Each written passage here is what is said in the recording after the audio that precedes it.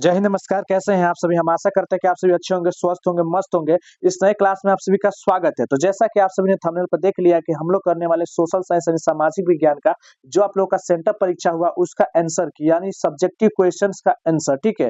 तो वैसे ऐसे प्रश्न जो आपके लिए जितना-जितना ज़रूरी है, अगर आपका एग्जाम अभी तक नहीं हुआ तो आप देख करके उससे पास जाए, या अभी अभी हो चुका है तो आप मिला लें अपना कि कितना आपने सही किया, कितना आपने गलत किया। तो आइए जल्दी-जल्दी क्लास को स्टार्ट करते हैं। स्टार्ट करने से पहले मैं आप सभी से चाहूँगा, अगर चैनल पर नए होंगे चैनल को सब्सक्राइब कर सकते हैं, बेल आइकन ऑन करके लाइक और कमेंट करके बताइए क्लास कैसा लगा। चलिए, तो सबसे पहला प्रश्न है क्या हम लोग का कि हिंद चीनी के प्रति फ्रांस की औपनिवेशिक क्रांति क्या योजना क्या थी, ठीक है? 3 ही क्वेश्चन आपको बनाना है इतिहास में, ठीक है? तो 3 क्वेश्चन मैंने लिख दिया, ध्यान दीजिए क्या-क्या कह रहा है। पहला, द्वितीय विश्व युद्ध के बाद हिंद चीनी में डूबे हुए साम्राज्य को बचाने के लिए फ्रांस ने जो है ना एक नई औपनिवेशिक योजना बनाई थी, ठीक है? और उस औपनिवेशिक योजना क्या था कि फ्रांस ने घोषणा मतलब योजना को घोषणा किया, बताया योजना को सभी लोगों को, कहा कि फ्रांस के विशाल साम्राज्य को एक यूनियन बना दिया जाएगा। क्या बना दिया जाएगा? फ्रांस के साम्राज्य को जो है ना यूनियन बना दिया जाएगा, जिसमें अधीनस्थ उपनिवेश शामिल रहेंगे, जिसमें क्या होगा, अधीनस्थ उपनिवेश शामिल रहेंगे, ठीक है? इस महासंघ का एक अंग हिंद चीन में भी होगा, ठीक है? अधीनस्थ उपनिवेशकों की सेना और विदेशी नीति पर फ्रांस का नियंत्रण रहेगा, ठीक है? अब आइए एक और दूसरा नंबर प्रश्न क्या है कि मेटरनिक व्यवस्था का उद्देश्य क्या था, ठीक है? तो इससे बनाकर लिख सकते हैं कि मेटरनिक व्यवस्था का मुख्य उद्देश्य यूरोप में होने वाली क्रांति को रोकना और पुरातन व्यवस्था का पुनः स्थापना करना था, ठीक है? तो उसके बाद तीसरा प्रश्न पर चलेंगे। चौथा प्रश्न ये, क्योंकि 3 ही प्रश्न बनाना है, कोई बनाइए। साइमन कमीशन का मुख्य उद्देश्य क्या था? तो देखिए, साइमन कमीशन का जो मुख्य उद्देश्य था वो भारत में है ना संवैधानिक सुधारों का विचार करना और ब्रिटिश सरकार को जो है सुझाव देना था, ठीक है? याद रखेंगे। अगला क्वेश्चन 7 नंबर, क्योंकि लॉन्ग क्वेश्चन है, ठीक है, बड़ा वाला। तो जर्मनी के एकीकरण में बिस्मार्क की भूमिका का वर्णन करें, तो इसको कैसे लिखेंगे? तो लिखिएगा बिस्मार्क की जर्मनी के एकीकरण में बहुत ही बड़ी भूमिका थी, ठीक है? एकीकरण में भूमिका हेडिंग डाल दीजिएगा, उसको लिखिएगा ओटोवन बिस्मार्क को आधुनिक जर्मनी का निर्माता कहा जाता है। अपनी कूटनीतिक चतुराई और रक्त और लौह की नीति के माध्यम से उसने जर्मन राज्यों को एकजुट करने का एक शक्तिशाली राष्ट्र का निर्माण किया। बिस्मार्क की प्रमुख भूमिका क्या क्या थी? देखिए, तो सबसे पहले वहां पर लिखेंगे क्या कि रक्त और लौह की नीति किया था। तो बिस्मार्क का मानना था कि राज्यों का एकीकरण युद्ध और शक्ति के प्रदर्शन से ही संभव है। उन्होंने डेनमार्क, ऑस्ट्रिया और फ्रांस के युद्ध में लड़े और जीत हासिल भी की, ठीक है? उसके बाद उन्होंने कूटनीतिक चतुराई का उपयोग किया। तो युद्धों के साथ साथ उन्होंने कूटनीति और राजनीतिक का भी इस्तेमाल किया था, ठीक है? और उन्होंने विभिन्न जर्मन राज्यों को एकजुट करने के लिए राजनीतिक संबंध हो गया यहाँ पर, ठीक है? राजनीतिक संबंधों का भी विकास किया, ठीक है? उसके बाद लिखेंगे प्रशा का शक्ति, ठीक है? बिस्मार्क ने प्रशा को एक सैन्य शक्ति के रूप में मजबूत बनाया और इसे जर्मन एकीकरण का केंद्र बना दिया, ठीक है? जर्मन का एकीकरण का केंद्र बना दिया, ठीक है? उसके बाद से विलियम प्रथम, क्या क्या? तो बिस्मार्क ने प्रशा के राजा विलियम प्रथम को जर्मन राज्य साम्राज्य का क्या बना दिया? सम्राट घोषित करवा दिया, ठीक है? अब देखिए, जब ये करवा दिया तो जर्मनी के एकीकरण का परिणाम क्या निकला? तो एक शक्तिशाली राष्ट्र का उदय, मतलब जर्मनी में जो है ना एक प्रमुख राष्ट्र बन गया, ठीक है? उसके बाद से लिख दीजिएगा औद्योगिक विकास, यानी एकीकरण के बाद जर्मनी जो औद्योगिक विकास हुआ, मतलब कल कारखाने फैक्ट्रियां लगने शुरू हो गए। उसके बाद से राष्ट्रवाद का उदय, ठीक है? जर्मनी में राष्ट्रवाद की भावना मजबूत हुई और बिस्मार्क की नीतियों ने जर्मनी को एक शक्तिशाली राष्ट्र के रूप में बना करके छोड़ दिया, ठीक है? तो ये हो गया ये। अब उसके बाद से 11 नंबर क्वेश्चन क्या कह रहा है कि समवर्ती सूची के अंतर्गत कौन कौन से विषय आते हैं? तो देखिए, समवर्ती सूची के अंतर्गत भारत में संविधानिक की एक महत्वपूर्ण विशेषता है कि इस सूची के अंतर्गत वे विषय शामिल होते हैं जिन पर केंद्र सरकार और राज्य सरकार दोनों का कानून होता है, ठीक है? कुछ प्रमुख विषय हैं जो समवर्ती सूची के अंतर्गत आते हैं, वो कौन कौन से देख लीजिए यहाँ पर, ठीक है? शिक्षा ये वाला हो जाएगा, फिर वन वाला वन संरक्षण उत्पादन, फिर कृषि फसल उत्पादन वाला, फिर व्यापार वाणिज्य वाला, ठीक है? मछली वाला ये वाला, ठीक है? फिर खनिज वाला, ठीक है? उसके बाद से स्वास्थ्य, ठीक है? ये फिर उसका श्रम वाला, फिर बिजली वाला। तो इतना लिख देंगे आपका हो जाएगा, ठीक है? उसको से 12 नंबर क्वेश्चन क्या कह रहा है कि संघीय व्यवस्था के मूल उद्देश्य क्या है? तो संघीय व्यवस्था के मूल उद्देश्य क्या है? तो देश की एकता को सुरक्षा और बढ़ावा देना, क्षेत्रीय विविधताओं का सम्मान करना, शक्ति का वितरण, स्थानीय स्तर पर समस्याओं का समाधान, ठीक है? 5 नंबर लिख सकते हैं कि नागरिक को अधिकार की सुरक्षा और संघीय व्यवस्था इन उद्देश्यों को पूरा करके देश में समग्र विकास और क्या कहते हैं कल्याण में योगदान देती है, ठीक है? ठीक है, थोड़ा तेजी से बोल रहे हैं इसलिए कहीं शब्दों का लपटपा जा रहा है, लेकिन उस सब पर ध्यान मत दीजिएगा। ठीक है, राजनीतिक दलों के लिए आचार संहिता की आवश्यकता पर चर्चा करें।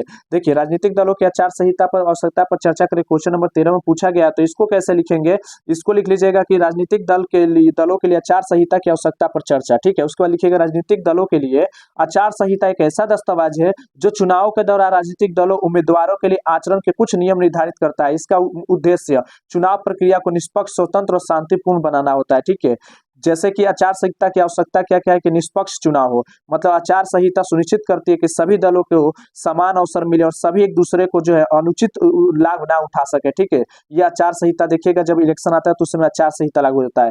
हिंसा और अशांति को रोकने के लिए आचार संहिता लगाया जाता है, क्योंकि अहिंसा चुनाव के दौरान होने वाली हिंसा और अशांति को रोकने में मदद करती है। ठीक है, उसके बाद से लिख सकते हैं मतदाताओं को धमकाने और प्रलोभन देने से रोकती है। उसके बाद लिख सकते हैं कि सरकारी नंबर दे दे के लिख दीजिएगा, आप स्टार लिखे हैं तो आप नंबर दे दे के लिख लीजिएगा। ठीक है, सरकारी संसाधनों का दुरुपयोग करना, यानी यह संहिता सरकार के संसाधनों का चुनाव प्रकार में दुरुपयोग होने से क्या करती है, दुरुपयोग होने से रोकती है। ठीक है, उसके बाद से कह रहा है स्वतंत्र और निष्पक्ष मीडिया, कहता है आचार संहिता मीडिया को स्वतंत्र रूप से काम करने की अनुमति देती है और किसी भी दल के पक्ष में पक्षपात करने से रोकती है। ठीक है, उसके बाद से आचार संहिता के जो प्रमुख बिंदु है वो क्या है, धर्म, जाति, भाषा के आधार पर मतदाताओं को विभाजित करना, प्रतिबंधित करना। ठीक है, झूठे और भ्रामक प्रचार को रोकना, सरकारी अधिकारियों और संसाधनों का दुरुपयोग, प्रतिबंध, मतदाताओं को प्रलोभन देने और धमकाने से रोकने, इन सभी बातों को रोकने के लिए ये सब किया जाता है। ठीक है, और लिख सकते हैं कि चुनाव प्रचार के समय स्थान और सीमा की निर्धारित करना।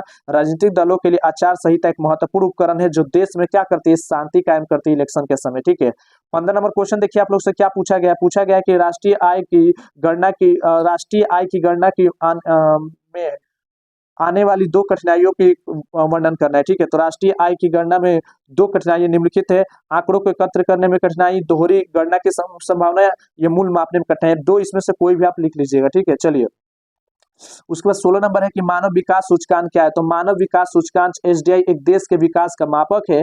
यह जीवन आशा, शिक्षा और प्रति व्यक्ति आय जैसे कारकों को देखता है, अर्थात एक ऐसा सूचकांक जिसके द्वारा देशों की तुलना जीवन आशा, शिक्षा प्राप्ति और आधार पर किया जाता है, उसे मानव विकास सूचकांक कहते हैं। ठीक है, उसके बाद 20 नंबर हम लिख सकते हैं क्या कि साख पत्र क्या है और मुद्रा के प्रमुख कार्यों का वर्णन करें। तो साख पत्र एक कानूनी दस्तावेज है जिसके जरिए वित्तीय संस्थान साख या ऋण आदान प्रदान करते हैं। साख पत्र का इस्तेमाल मुख्य रूप से व्यापारिक वित्त में होता है। यह वस्तु और सेवाओं के क्रय विक्रय के जरिए काम करता है। और साख पत्र के कुछ प्रमुख प्रकार इस प्रकार, जैसे चेक विनिमय पत्र, बैंक ड्राफ्टी, हुंडी, प्रतिज्ञा पत्र, यात्री चेक, पुस्तिकीय साख प्रमाण पत्र इत्यादि। ठीक है, उसके बाद देखिए मुद्रा के कार्य पूछ रहा है तो लिख देंगे मुद्रा के कार्य, उसको विनिमय का माध्यम, मीडियम ऑफ एक्सचेंज। मुद्रा सबसे महत्वपूर्ण रूप से विनिमय का माध्यम है। यह वस्तुओं और सेवाओं को लेन देन करने में आसान बनाती है।